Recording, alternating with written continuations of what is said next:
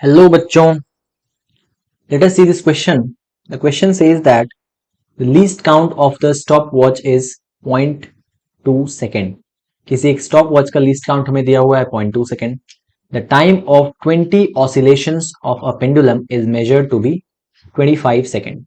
तो जो measurement है वो 25 second है और कितने oscillation लगे तो 20 oscillation लगे.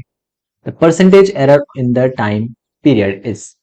तो सबसे पहले हमें ये समझना पड़ेगा कि परसेंटेज एरर कितना होता है और उसका क्या फॉर्मूला है.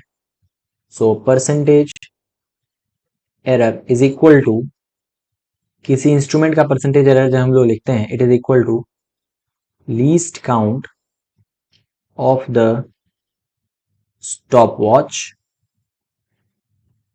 Least count of the stopwatch divided by it is the measured value, measured value. अब यहाँ पे आप सोच रहे होंगे कि ये जो 20 ऑसिलेशंस दिया है इसका कोई मतलब है क्या? नहीं, इसका कोई मतलब नहीं.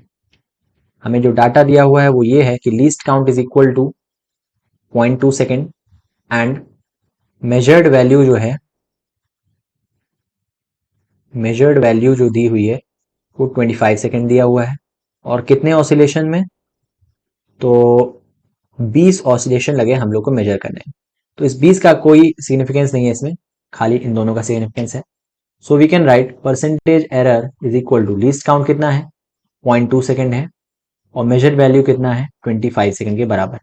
अगर मैं इसको कैलकुलेट करूं तो we can write 2/250 that is equal to 1/125.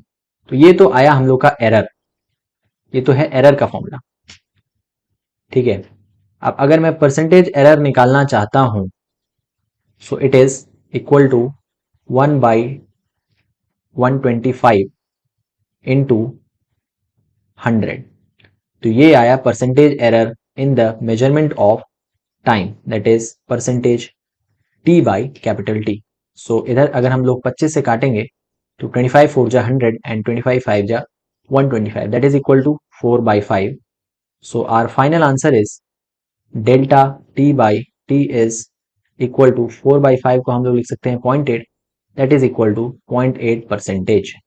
मतलब परसेंटेज एरर जो है हम लोग के टाइम पीरियड में वो है 0.8% के हिसाब से.